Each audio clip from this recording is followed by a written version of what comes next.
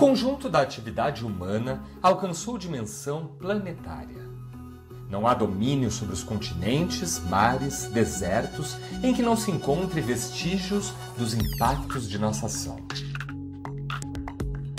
Com a acelerada expansão do conhecimento científico e da nossa capacidade de intervenção técnica, somos agora capazes de manipular as mais diversas dimensões da vida. Este poder surpreendente nos coloca diante de escolhas cruciais, de ordem ética e política. O que queremos nesta construção de amanhãs possíveis? Transformações decisivas, moldando um novo mundo. Tema desta série do Café Filosófico. Há várias décadas, especialistas das mais diversas áreas vêm levantando a bandeira de alerta. Estamos extinguindo as possibilidades de sobrevivência da vida humana no nosso planeta. Pensávamos a natureza como algo separado da cultura, que o mundo natural sempre existiu para ser explorado por nós. E assim caminhou a humanidade, avançando cada vez mais e mais. Com seu conhecimento e técnica, o homem foi capaz de construir coisas extraordinárias, explorando a natureza. Será capaz, da mesma forma, com os mesmos meios, conhecimentos e tecnologias, de avançar integrado à natureza? Seria possível pensarmos ou construirmos uma tecnopolítica para os nossos tempos? Esses tempos em que natureza e cultura não podem mais ser pensadas como domínios separados? Essa questão ela se coloca na medida em que o chamado avanço tecnológico que nos trouxe até aqui operou segundo uma lógica de predação e de domínio que estava fundada justamente numa suposta separação entre a natureza e a cultura. Já lá no final dos anos 80, o Bruno Latour trata justamente dessa questão, mostrando como que essa suposta separação entre natureza e cultura acabou por intensificar uma produção desenfreada e irresponsável de híbridos. Ou seja, justamente porque pensávamos que a natureza seria esse domínio que estaria lá fora como uma reserva ilimitada à nossa disposição, nós não cuidamos dos limites, né? Não nos interrogamos sobre os limites das nossas próprias ações e intervenções sobre o mundo natural. Não nos colocamos, portanto, com o devido cuidado, à questão da política no seio da natureza e das suas relações com a tecnologia. De modo que deu no que deu, estamos aqui, né, num mundo que, por um lado, é cada vez mais mediado por tecnologias e, por outro, vive um colapso ecológico global. Então, a minha pergunta, dita de outra forma, será que a tecnologia pode escapar da sua ambição e do seu destino modernos? De fato, é um dos vetores de transformação mais importantes do nosso mundo, a tecnociência, ou seja, a técnica fundada a partir do conhecimento que a ciência proporciona. E tem diferentes modos da gente abordar essa temática, né? Uma delas é seguir a indicação do filósofo da técnica, Kevin Kelly. E o Kelly ele parte de uma espécie de transformação da concepção do Teilhard de Chardin. Ou seja, Teilhard de Chardin concebia as dimensões existenciais do nosso mundo como sendo um domínio da matéria, que ele chamava ilosfera, ilo quer dizer matéria em grego, né? Um domínio da vida, que seria a biosfera, e um domínio do pensamento da cultura, que seria a noosfera. E essas, então, seriam as dimensões constitutivas do nosso estar comum. E a tecnologia, desse ponto de vista, ela seria algo que estaria entre a esfera da matéria e a esfera da cultura. Porque o que é um objeto técnico? Né? É você pegar certos materiais e infundir nesses materiais uma certa organização. A gente pode dizer um diagrama funcional. Né? Vamos imaginar uma catedral magnífica, a Catedral de Chartres. Há um diagrama, que vai ser a planta arquitetônica, né, especificando que essa pedra vai servir de base, essa aqui vai servir de parede, essa aqui faz parte do teto. Se você trocar uma pela outra, a catedral cai. Então, todo objeto técnico é um diagrama, ou seja, essencialmente um construto cosa mentale, como diria Leonardo da Vinci da arte, né? Cosa mentale é um construto, e esse construto, através de uma série de gestos, ele é infundido sobre uma certa matéria-prima, que aí adquire uma coisa extraordinária. Adquire um modo como foi produzido, ou seja, um passado, e uma utilidade futura, um futuro, um para que serve. Os materiais, eles próprios, né, eles continuam sendo apenas materiais, mas o conjunto ganha uma origem, um modo de fazer e ganha uma funcionalidade. Então, todo objeto técnico ele tem essa característica de ser esse diagrama infundido que diz, que prescreve o que esse objeto faz. E, para ser um objeto técnico, ele tem que pertencer ao mundo próprio. Os modos pelos quais a tecnociência se desenvolveu levaram a um processo de aceleração exponencial do próprio motor da tecnociência. De outra maneira, quanto mais ciência você tem, mais ciência você pode ter, quanto mais capacidade técnica você tem, mais capacidade técnica você vai engendrar. Então, essa aceleração extraordinária, ela modifica, segundo Kevin Kelly, modifica essa construção do Teilhard de Chardin. Porque aquilo que seria o domínio da técnica, né, seria uma tecnosfera, ele começa a se autonomizar. Ele começa, ele próprio, infundir diretrizes, engendrar diretrizes, né, pelos quais seu próprio desenvolvimento vai começar a operar. Por exemplo, a miniaturização de componentes.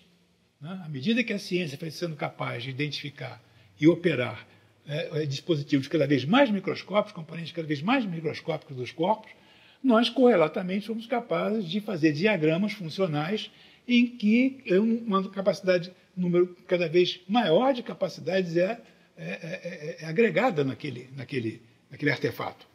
Né? Então, a miniaturização dos componentes, né, que se tornou uma tendência, leva à portabilidade. A portabilidade leva à massificação do uso. Então, é como se você tivesse tendências dentro da própria tecnologia, né, sendo partícipes das direções, dos rumos, né, que essa tecnologia vai se realizar. Essa autonomização da tecnosfera, a tecnociência, como você diz, ela é um poderoso fator de mescla das dimensões anteriores. Ou seja, hoje nós temos tecnologias para intervir em todo tipo de formação material, podemos intervir na base das organizações vivas e estamos começando a operar, né, a agir tecnicamente sobre o próprio suporte biológico, neurológico, né, do nosso pensamento. Estamos exportando capacidades cognitivas que antes eram um privilégio do animal racional, de Aristóteles, né? Estamos com um sem número de artefatos. Eles dialogam conosco, pensam junto conosco. E é possível, né, já surge no horizonte, que essa autonomização levará a entidades tecnocientíficas que terão o mesmo tipo de capacidade, o mesmo grau de capacidade cognitiva que nós, entidades biológicas, hoje temos. Se nós fizermos um somatório, né, identificarmos neurônio com transistor, que não é uma boa identificação, mas em suma, só para dar um quadro, né, nós estimamos toda a capacidade de processamento de todo o sistema nervoso dos 7,6 bilhões de seres humanos hoje. Esta capacidade já é igualada pelo conjunto de todos os processadores, em todas as internets, em todos os computadores, etc. Só que o nosso crescimento é o crescimento biológico, né? Enquanto que o crescimento, a expansão eletrônica tem o rumo da lei de Moore, dobra a cada 8 meses. Então, estamos vendo aí uma coisa muito curiosa. É como se a nossa própria ação técnica fosse capaz não apenas de nos aproximar do inumano, mas de engendrar um novo interlocutor, um novo inumano. Não? Um ser senciente, um ser cognosciente, não? Que não seremos nós, não será como nós seremos seus parteiros, né? E, quem sabe, pela segunda vez na história da vida, né, haverá uma outra espécie, um outro tipo de ser, né, dotado de capacidades cognitivas similares ou, quem sabe, superiores à nossa. Esse encontro com o outrem é comparável à descida de um disco voador cheio de marcianinhos verdes. Só que, né, se trata, na verdade, de uma deriva da nossa capacidade técnica.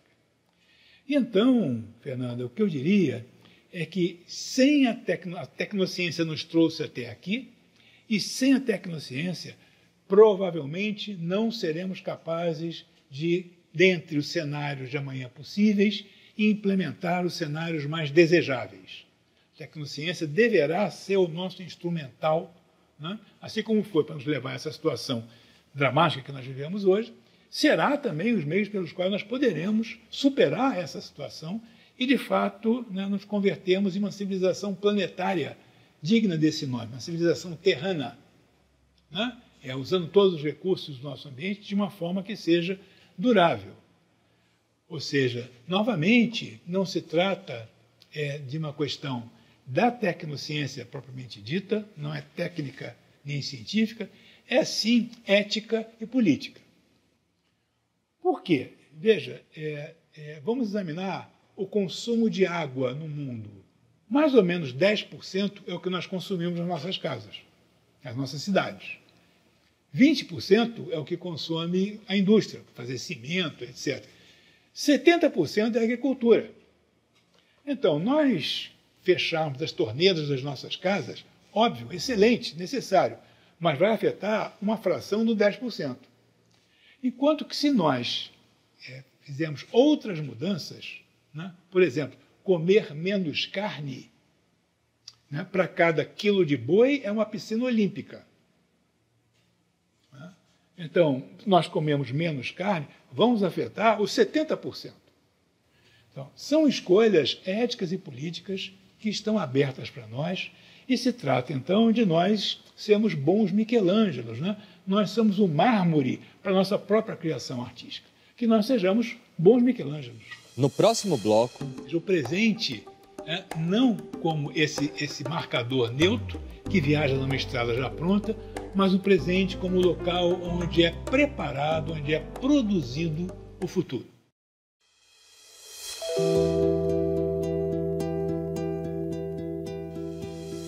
Hoje somos o futuro do ontem. E hoje estamos construindo o presente do amanhã.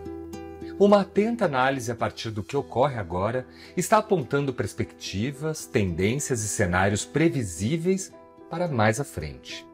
Não precisamos recorrer a cartomantes e bolas de cristal. Quando o horizonte não parece ser muito promissor, é preciso parar para repensar o modo como estamos vivendo atualmente. O nosso estilo de vida, os valores, prioridades e escolhas, as desigualdades e desequilíbrios, tudo isso nos obriga a refletir que, se muito evoluímos até hoje, também muito degradamos e podemos entrar em colapso. Como, então, mudar a base de pensamento e atitudes, os rastros que nossa civilização está deixando?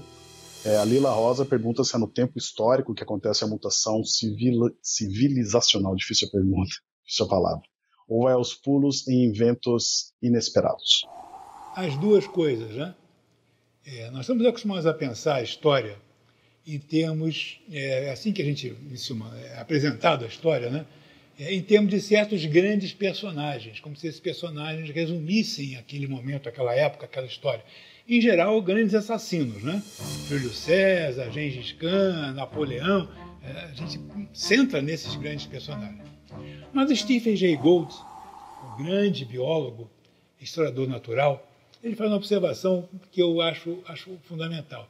Ele diz: o verdadeiro tecido da vida são as 10.000 pequenas gentilezas que nós cotidianamente fazemos uns com os outros. A mãe atendendo o filho, o amigo que está com um amigo. Esses 10.000 gestos são tão próximos, tão íntimos, que ficam invisíveis. E a gente não se dá conta que esse é o tecido concreto da vida, esse é o tecido concreto da história. Então, a história tem essa continuidade que a gente não se dá conta. E, por outro lado, nós estamos acostumados a pensar que o futuro é uma fatalidade, no sentido de o futuro já estar pronto, acabado, terminado, à nossa espera, simplesmente esperando a nave do agora, a nave do presente, chegar nesse ponto da estrada, lá longe. E o que essa imagem tem subjacente, um pouco obscurecido, né, é o fato de que nós achamos que o futuro já está lá, já está pronto, que o futuro vai ser simplesmente preenchido de realidade, de atualidade. Ora, não é essa a única imagem do tempo de que nós dispomos hoje. Tanto sabedorias e filosofias e saberes, quanto a arte, a literatura, quanto a própria ciência, nos oferecem uma variedade de outras imagens do tempo. Imagens nas quais, por exemplo, o presente não é apenas esse marcador que fica viajando sobre a estrada. E que o presente é o local de produção, é o local a partir do qual diferentes caminhos para diferentes ramos de futuros possíveis são engendrados. Ou seja, o presente, não como esse marcador neutro que viaja numa estrada já pronta, mas o presente como local onde é preparado, onde é produzido o futuro. E produzido sempre como futuros possíveis, ou seja, como diversos amanhãs. Em cada presente há um delta de possibilidades. Há um delta de futuros possíveis que podem vir a ser atualizados. Ou seja, como se o presente fosse uma bifurcação. Ao invés da estrada linear, né, a gente tem agora uma bifurcação. A bifurcação está dada, faz parte da estrada. Mas a escolha do viajante não é determinada pela estrada, não é determinada pela bifurcação. Ele pode ir por aqui ou pode ir por ali. Se ele for por aqui, vai ter certos encontros. Encontros que ele teria ido pela outra vez, não vai ter. Pela outra via, não vai ter. Em suma, a ideia do futuro como essa ramificação de cenários possíveis que as ações que nós empreendemos no presente, no agora, vão determinar. Seguimos por aqui, vamos favorecer certas configurações. Se seguimos por ali, vão ser outras.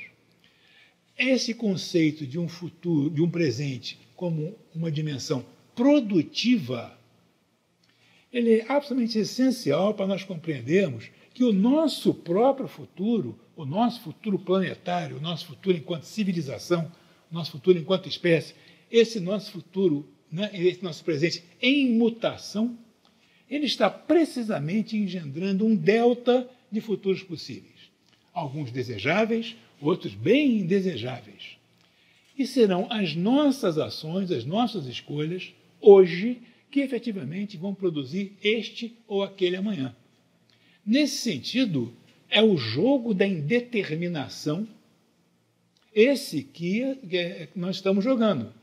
Né? O jogo das possibilidades, o jogo das aberturas, o jogo do que pode vir a ser. E nós somos muito bons nesse jogo. Né? Como dizia Stephen Hawking, né? Inteligência é a capacidade de se adaptar à mudança. Nós fomos muito inteligentes até agora. Cabe-nos, daqui para frente, sermos mais inteligentes ainda.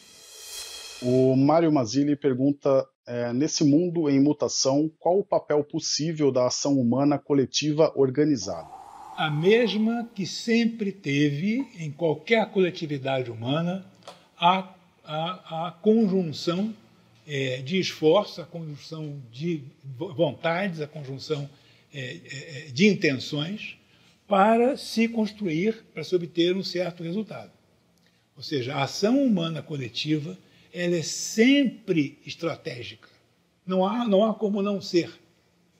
A festa, né, o excesso, o delírio, ele tem a sua estratégia, ele tem a sua direcionalidade, se a gente pode dizer assim. Então, meu caro Mário, eu diria que todas as formas pelas quais, e hoje são múltiplas, né? Todas as formas pelas quais nós podemos realizar conjunções, né? Ou seja, como dizia Hannah Arendt, né? Se queremos fazer unidade, temos que nos associar. Os modos de associação hoje são extraordinários. Não podemos nos associar sem vínculo geográfico, sem proximidade física. E, no entanto, estamos em associação e empreendemos uma ação conjunta que vai mudar o mundo, que vai afetar o mundo. Então, se trata, sobretudo, a meu ver, de que essa ação humana conjunta tenha como diretriz a afirmação da vida e a construção de nós mesmos, a construção de gente. E a ferramenta, a tecnologia para produzir gente, chama-se educação. Então, acima de tudo, todo e qualquer investimento de conjunção coletiva deve possuir e deve ser reconhecido nele a dimensão, o aspecto educativo, o aspecto educacional. Né? Ou seja, informar e formar. Né? Oferecer novas habilidades, oferecer modos de colaboração. Se as escolas, se todo tipo de associação, todo tipo de encontro, né, puder proporcionar essas novas habilidades e essa capacidade de se solidarizar, de fazer sólido, né, que isso estava difuso, né, se firma, né, e aponta para um uso, para um fim, então essa é a boa política, né, que nós devemos aspirar, eu creio. A Elizabeth Ferrarese pergunta se a visão pessimista do futuro não estaria impedindo de vislumbrarmos futuros desejáveis. Nós operamos segundo os regimes de encontros que nós temos no mundo. Temos encontros que nós nos associamos, que nos fazem bem, temos encontros em que nos prejudicamos, que nos fazem mal, né? E esse jogo dos encontros, ele tem essa natureza ética estratégica, né? As escolhas das ações que você faz que vão efetivamente criar as condições, né, para que o passo seja dado, né, para que o caminho seja percorrido. As visões delirantemente otimista e depressivamente pessimista, elas são tisnadas, né, desde a origem, porque elas impedem um certo tipo de flexibilidade do encontro, um certo tipo de leveza do encontro. Né? Uma é feérica demais, a outra abismal demais, então impede que a gente compreenda que as mesmas capacidades que estão nos levando à catástrofe ambiental, e o termo catástrofe aqui ele é preciso, né? Um mundo de 4 graus a mais a temperatura média do planeta no fim do século, né? Que é uma possibilidade, não será nada parecido com o mundo que nós vivemos hoje, e muito menos com o mundo que nossos ancestrais viveram. E pode ser uma ameaça existencial à nossa própria existência e da diversidade da vida na Terra. As mesmas forças, as mesmas capacidades que produziram essa possibilidade assustadora, vertiginosa, essas capacidades também podem nos fazer nos adaptar, né, a um modo de vida mais ameno para nós e para o planeta. Podemos, por exemplo, seguir a indicação do biólogo Eduardo Wilson e reservarmos meia terra para nós, os humanos, e meia terra para todos os demais. Meia terra, meia. Né? Ou seja, nós unirmos transnacionalmente todas as áreas preservadas, todas as áreas mantidas, todas as áreas recuperadas, a recuperação é fundamental, e isso, então, constitui uma espécie de reservatório da vida que serve para manter a outra metade, que é a nossa metade, né? O nosso mundo da cidade. Nós hoje quase 2/3 de nós vivemos em cidade, e em 2050, 2060, que certamente vão ser 70% a 80%, né? Vão viver em grandes contingentes humanos. Né? Hoje temos 20, 30 megacidades com mais de 5 milhões de habitantes, vamos ter 50 ou 60. Então, esse mundo da cidade e esse mundo do reservatório natural, né? Um precisa do outro. Um precisa ser protegido do outro e o outro precisa do um para poder se manter, para poder viver. Então, temos os meios, temos a logística, uma capacidade de produção, de deslocamento, as tecnologias, etc., etc., etc., para produzir isso. Vou dizer, pô, mas uma ideia maluca, dividir metade da Terra para cá, metade para lá. Sim, é maluca, é doida, mas tem a escala correta, tem a escala planetária, tem a escala da civilização, da humanidade. Tem essa escala. Então, ideias como essa, visões como essa, talvez seja precisamente o que está nos faltando hoje. Nós estamos embebidos em um sistema que é de oportunismo imediatista, do ganho imediato, né? Da expansão permanente, do crescimento infinito, né? E do ganho e do oportunismo imediato. Esse é o mundo que nós estamos vivendo. Este mundo não se coaduna, esses ritmos não se coadunam com os ritmos ambientais que são o suporte da nossa própria existência. Por isso o capitalismo não parece ter as condições de ser o veículo, de ser o meio pelo qual nós vamos ser capazes de construir um futuro desejável para nós e para o mundo. Nós estamos nos dirigindo a uma barreira, a um choque com uma barreira intransponível. A barreira das leis da física, da química, da biologia, da ecologia. Né? Essas leis não têm negociação, não tem jeitinho. Então, de fato, o que nos resta fazer é sermos inventivos, sermos originais, sermos artistas, né? Sermos inovadores e trocarmos, sim, a roda do carro andando. E mudarmos o rumo, né, desse nosso Titanic. Né? Aliás, podia bem deixar de ser um Titanic, né? E, quem sabe, passar a ser um belo veleiro, né? Em que você ajusta, né, as velas, né, e o leme na direção do rumo que você quer ir e você leva em conta a errância das correntes marinhas. Né? E a partir do uso dessa indeterminação, dessa errância, é que você estabelece, né, a forma pela qual você vai chegar a bom porto.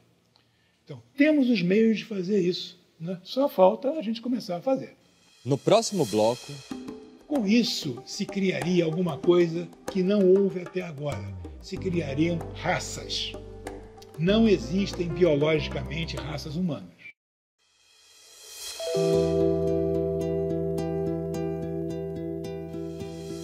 Luiz Alberto Oliveira, assim como muitos especialistas, aponta para o fato de que a nossa questão é planetária. A forma como seguimos vivendo, esses ritmos que estamos impondo à Terra, de uma expansão permanente, um crescimento sem limites, nesse modelo de exploração predatória, tudo isso não se coaduna com os ritmos ambientais, que são os suportes para a nossa própria existência. Esse sistema que seguimos produzindo não parece ter as condições de ser o veículo, de ser um meio pelo qual nós vamos ser capazes de construir um futuro desejável. A Lila Rosa pergunta: será preciso uma manobra radical da natureza para suportar essa mutação? A filósofa Jane Bennett faz uma observação muito interessante. Ela diz que esse momento que nós vivemos, o momento do antropoceno, ele exige que a gente repense cadeias inteiras de conceitos, né? Ou seja, sistemas inteiros de ideias precisam ser repensados. Por exemplo, o conceito de geopolítica. O conceito de geopolítica, nós estamos acostumados a trabalhar com ele, pensando que se trata, pela raiz grega dos termos, né? Geo, a terra é um território, é um domínio, é a natureza, se a gente quiser, aonde se dão as grandezas e tristezas da ação coletiva humana, da politeia, né? Então tem ali aquele suporte, a natureza, e a ação humana, né, que vai se desempenhando em cima dela, sobre ela, a partir de motivações exclusivamente humanas, ambição, integridade, etc. Né? Ou seja, o jogo da política se dando por sobre o jogo da natureza. Mas, em tempos de antropoceno, observa a Jane Bennett, quando nós competimos com os vulcões, né? A nossa indústria compete com os vulcões, lançamento de material particulado da atmosfera, ou seja, mudamos a atmosfera tanto quanto os vulcões são capazes de mudar. Agora, as ações humanas deliberadas por nós, ou seja, nossas ações, nossos investimentos políticos, sobretudo políticos, recobrem o território. Ou seja, politeia engloba geos. Então, não é mais a mesma geopolítica que nós falávamos antes. É outra coisa completamente diferente. E eu diria, então, Lila, que se trata, sobretudo, de nós realizarmos uma mudança tão ampla, tão profunda, que muita gente acha impossível, né? Muita gente acha que é mais fácil acontecer o fim do mundo do que o fim do capitalismo. O capitalismo é esse sistema motriz, né?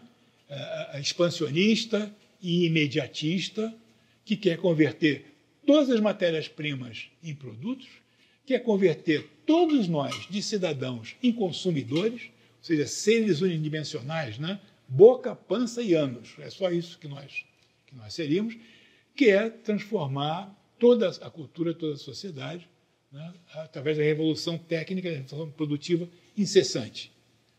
Pois é, o capitalismo triunfou, abraçou o planeta. Não tem mais para onde se expandir, né, a não ser os delírios do Elon Musk de Marte, né, de capitalizar Marte. Né. O problema agora não é mais expandir-se no espaço, o problema agora é estender-se no tempo. E, para isso, o capitalismo teria que mudar a sua natureza.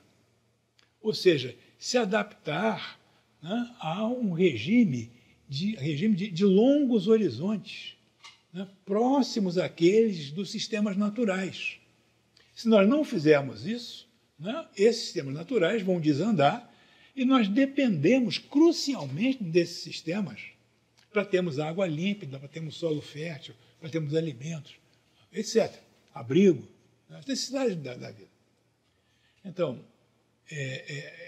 se o capitalismo mudar, já não será mais o capitalismo, né? Já vai ser uma outra coisa, que fomente essa visão de longo prazo, essa visão de longo curso, né? Que fomente a frugalidade de atender necessidades humanas, que são finitas, alimento, abrigo, afeto e alegria.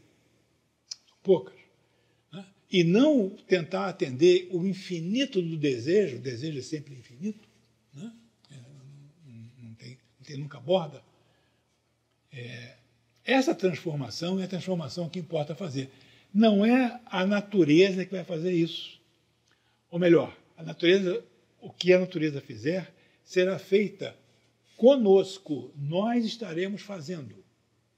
Né? Porque nós somos hoje esses catalisadores de transformação, de mudança, tanto para desagregação, quanto para novas sínteses, quanto para inovação. Repito, as mesmas forças que nos levaram até aqui, a amplitude dessas forças pode ser convertida, né, em construir a nave, em construir a ponte, né, que vai nos levar coletivamente a uma indesejável. Já está aí, já temos os meios. Só precisamos tomar conta do barco. Né? Tripular o barco, tomar conta dele. O Samuel Gregório pergunta assim, com a evolução da biotecnologia e mutação para a longevidade, não causaria superlotação planetária? Qual é a sua visão atual dessas consequências? A longevidade, o aumento da longevidade, é um fato biológico incrível. E resulta, sobretudo, de dois fatores: educação e investimento em saúde pública. saúde coletiva, né? Saúde é sempre coletiva, né? Não tem saúde individual, sempre coletiva. Significa uma espécie de triunfo, um sucesso, um feito, né? Que a nossa espécie, nossa cultura, nosso conhecimento conseguiu realizar. O problema não é estender a longevidade. O que eu considero efetivamente problemático é a tentativa de se fazer surgir seres imortais, que ambicionem a imortalidade. E por imortalidade, eu não quero dizer vida eterna, né, no sentido que a gente costuma pensar, quer dizer uma vida demasiadamente longa. Então, por exemplo, né, hoje a faixa etária que mais cresce é a dos centenários.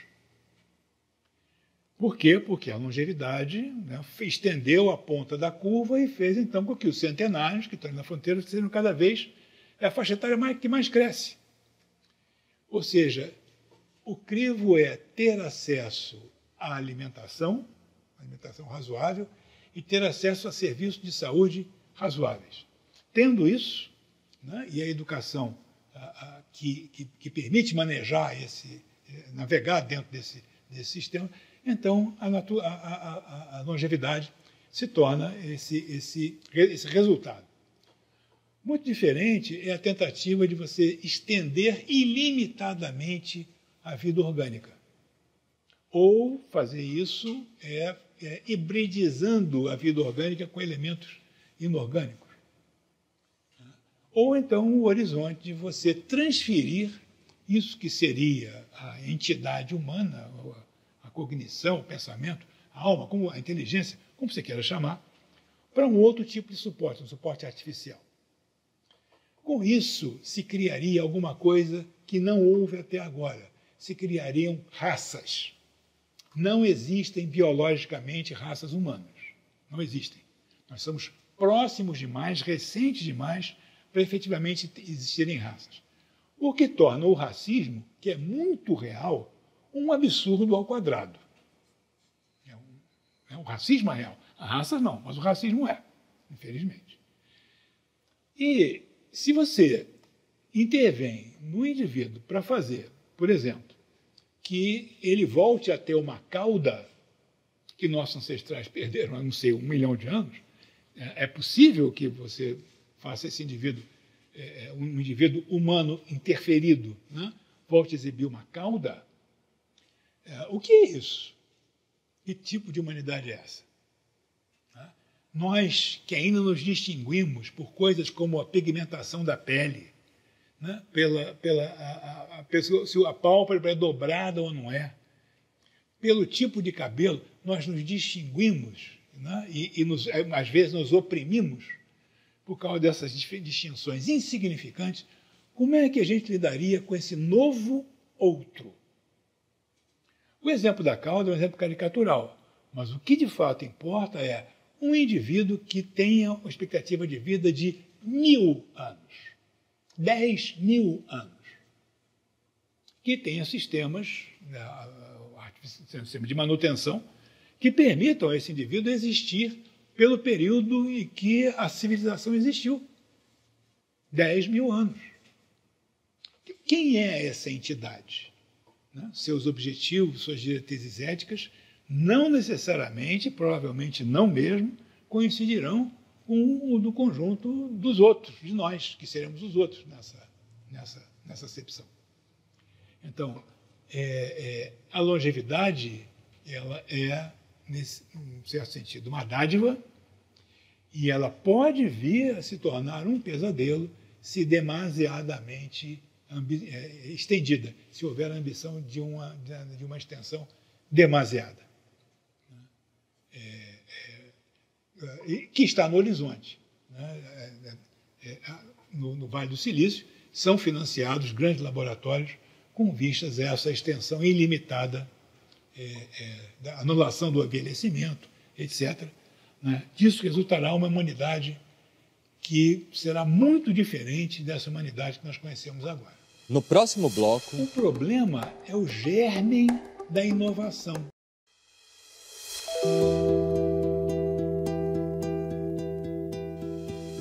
Tendemos a pensar que problema é sempre algo negativo, que nos atrapalha. Mas não seria possível enxergá-lo de uma outra forma, sob uma outra perspectiva? Talvez como um dilema a ser resolvido, que abra novas possibilidades? Olhar um problema como um estímulo à reflexão, ser instigado a pensar como superá-lo, construir novas possibilidades, talvez seja uma das grandes funções da educação. E a Irene Roque te pergunta como estamos educando crianças e jovens hoje diante do futuro que estamos deixando ou não a eles. Estamos vivendo um momento em que há um descompasso entre os nossos meios pedagógicos e o conteúdo, né, que nós transmitimos. Dito de outra maneira, o acesso a repertórios de informação é hoje incomparável a qualquer outro momento da história. Nós andamos cotidianamente com a Biblioteca de Alexandria, com a Biblioteca do Mundo, dentro dos nossos bolsos. Podemos consultar qualquer volume da biblioteca. Nosso problema, na verdade, é nos perdermos nesse oceano, né, de insumos possíveis, de informações possíveis. Então, o nosso problema é dar sentido às informações. Isso é uma mudança radical, né, porque durante muito tempo a educação foi praticada como sendo o apoderamento, a posse de um determinado repertório de informações. O exemplo clássico, né, os afluentes da margem direita e esquerda do Rio Amazonas, que as crianças do meu tempo, coitados de nós, tínhamos que decorar. Então, isso fazia parte da educação. A educação, tal como ela é requisitada por esse mundo em mutação de hoje, necessariamente será uma educação também mutante. Ou seja, e que dá lugar a iniciativas visando lidar, visando operar com aquilo que é mais característico do pensamento, que são os problemas. Estamos acostumados a pensar problema como algo que atrapalha, problema no modelo do enigma, né? Mas o problema é uma coisa muito diferente. O problema é quando você tem um estado de dispersão, tem muitas possibilidades de novas ligações, e algumas dessas ligações são feitas e o sistema passa a ter um novo andamento. Né? Então, o problema é essencialmente uma bifurcação. O problema é quando você faz uma escolha e essa escolha vai acionar, vai engajar certos recursos. Outros vão ficar intocados. Então, importa para nós humanos, desde sempre, lidar com os problemas. Lidar com o problema não é eliminar o problema, pelo contrário, é converter o problema em veículo, converter o problema em impulso. Então, o problema é o germe da inovação, é o germe de toda a criação é problemática. A natureza, hoje nós reconhecemos isso, essa natureza imbricada com a cultura, ela é essencialmente problemática. É cheia de estados confusos e desses estados confusos, muitas potencialidades residem de dar lugar a esta ou aquela outra nova forma. A educação mutante para o amanhã é, sobretudo, uma educação que vai fomentar não conteúdos, não dados, esses vão estar acessíveis por um cabedal enorme, né, de fontes, fomentar habilidades e estabelecer modos de cooperação, de colaboração, pelos quais essas habilidades se acrescentem umas às outras e produzam um todo que é mais do que a soma das partes. Todas as vezes que grupos humanos foram capazes de fazer isso, alguma coisa incrível aconteceu. Como todas as vezes, sempre.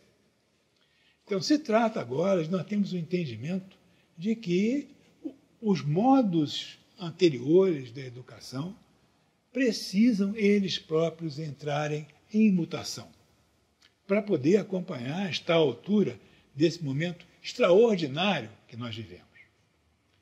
Para encerrar com uma sentença de Henry Miller, né, o grande escritor. Henry Miller diz assim: para mim, veja, os artistas, os poetas, os filósofos trabalham duramente polindo lentes. Não se trata, senão, de vastos preparativos com vistas a um acontecimento que nunca cessa de se produzir. Um dia, a lente será perfeita e, nesse dia, todos veremos a extraordinária, a assombrosa beleza desse mundo. Mais reflexões no site e Facebook do Instituto CPFL e no canal do Café Filosófico no YouTube. O problema é que num prazo muito curto, tem 250 anos desde que nós começamos a consumir sol antigo, né? Sol carbônico, a energia do sol presa no envelope de carbono, que são os combustíveis fósseis, né? Usamos essa energia desse sol antigo, largamos a embalagem de carbono, jogamos fora. Fora é onde? Fora é o planeta, fora é aqui. Não tem fora.